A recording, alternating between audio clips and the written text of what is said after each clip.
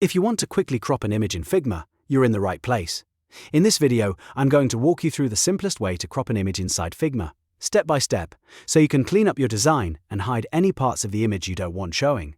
This is a super useful trick whether you're building social media graphics, website mockups, app screens, or just working on a simple design project. And if this tutorial helps you out, make sure to hit like and subscribe for more easy Figma tips and design tutorials. Alright, let's jump in. The first thing you need to do is select the image you want to crop. Once you've got that image on your canvas, just double-click it. When you double-click, Figma will open the image editing view and you'll see a pop-up toolbar or selection options appear. From there, look for the drop-down menu and choose Crop. This tells Figma that you want to trim the visible area of the image instead of moving or resizing the full object. Now you'll see blue edge handles or corner handles around the image. These handles are what you use to adjust the crop. Simply drag them inward to hide the parts of the image you do not want. You can crop from the sides, the top, the bottom, or all around, until the framing looks exactly how you want it.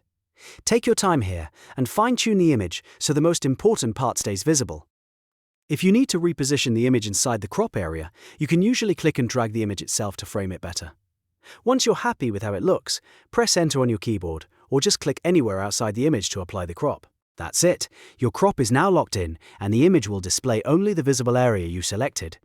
If you ever need to adjust it again, just repeat the same steps and reopen the crop controls.